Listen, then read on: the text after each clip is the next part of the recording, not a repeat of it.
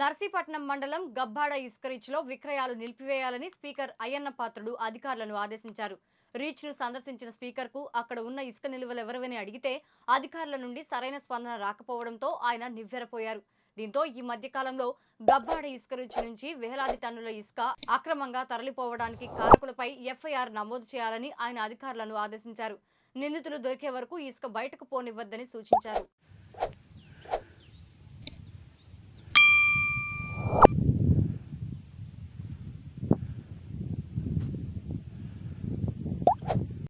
అడిగి చెప్తాడు స్టేట్మెంట్ వచ్చి రికార్డ్ చేస్తే సాయంకాలం మీటింగ్ కాల్ ఫర్ మన డివిజనల్ లెవెల్లో ఇది ఇప్పుడు 48,000 అని మెట్రిక్ టన్ సార్. నాకు తెలిసి 63,000. అవును సార్. దీంట్లో కూడా వాడిసి ఉంటారు. నేను చెప్పాను ఇక్కడ స్పీకర్ గారికి ప్రయారిటీ మీరు ఇవ్వాలి కదా.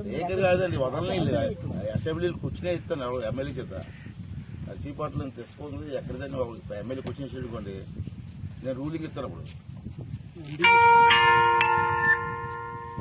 మొత్తం దొరికిపోతుంది. ఎస్ఐలకి సీలు అందరూ దొరికి వస్తారు అసెంబ్లీకి. తెచ్చుకోండి.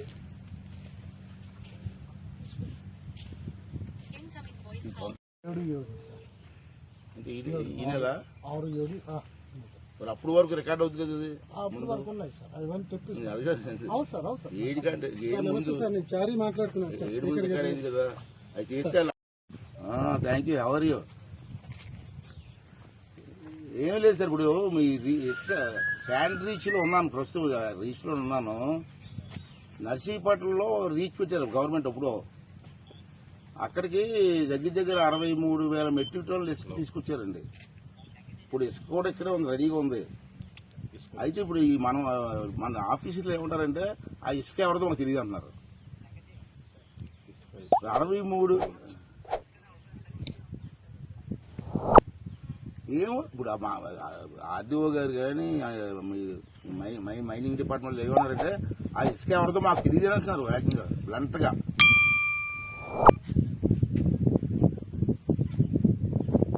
ఎవరు తీసుకోవచ్చు ఆ ఇసుక?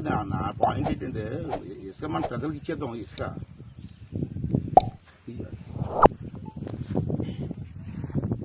అంటే ఇక్కడ నా ప్రవీణ్ గారు, నా పాయింట్ ఏంటంటే మీరు క్యాచ్ చేయట్లే. అసలు ఇంత ఇసుక ఎవరు తీసుకొచ్చారు అన్నది చెప్పలేకపోతారు మనోళ్ళు.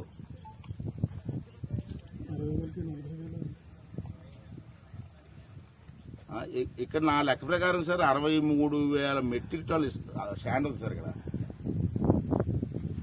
మరి అది సార్ మీరు ఎంక్వైరీ చేసి అసలు ఎవరు దొంగతనం చేశారు ఇది?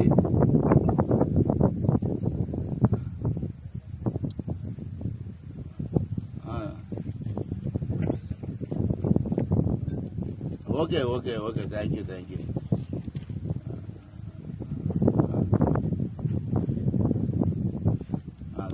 One more thing sir. ఇప్పుడు మీరు ఇసుక శాండ్ ప్రజలుగా మనం చెప్పారు కదా. ఇప్పుడు నర్సీపట్నం మా అనకాపల్లి జిల్లాకి గవర్నమెంట్ రాజమండ్రి నుంచి ఇసుక తెచ్చుకోమని పర్మిషన్ ఇచ్చారు. ఇక్కడ జిల్లా నుంచి ఏ లారీ వెళ్ళినా రాజమండ్రిలో ఇసుక ఇవ్వకుండా వెనక్కి పంపించేస్తారండి దౌర్జన్యంగా.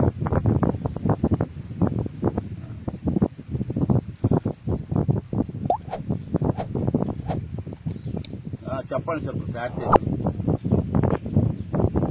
నేను రాజమండ్రి కలెక్టర్ గారితో మాట్లాడాను. నేను మేడం మరి సార్ అనకాపల్లి జిల్లాకి మీరు అక్కడ తెచ్చుకోమని వాళ్ళకి ఇవ్వట్లేదని చెప్తే ఆమె ఏం చేసిందంటే అనకాపల్లి కలెక్టర్ గారితో మాట్లాడారు రాత్రి. మాట్లాడి ఇద్దరు మాట్లాడుకొని రాజమండ్రిలో అనకాపల్లి జిల్లాకు ఒక సెపరేట్ రీచ్ ఇవ్వమన్నాను నేను. వాళ్ళతో కాకుండా సెపరేట్ మాకు అనకాపల్లికి ఒక రీచ్ ఇచ్చేయండి, మా లారీలు డైరెక్ట్గా వెళ్ళిపోయి అక్కడి నుంచి తెచ్చుకుంటారని చెప్పారంటే వాళ్ళు ఇద్దరు కలెక్టర్ కూడా ఒప్పుకున్నారు. ప్లీజ్ కైండ్లీ మీరు కూడా చాలా మాట చెప్తే అయిపోతుంది. ఓకే అండి, ఓకే. వద్దాం సార్, కలుద్దాం. లేదు కలుద్దాం, వస్తాను అక్కడ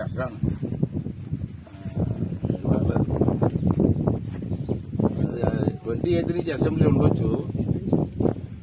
అలానే చాలా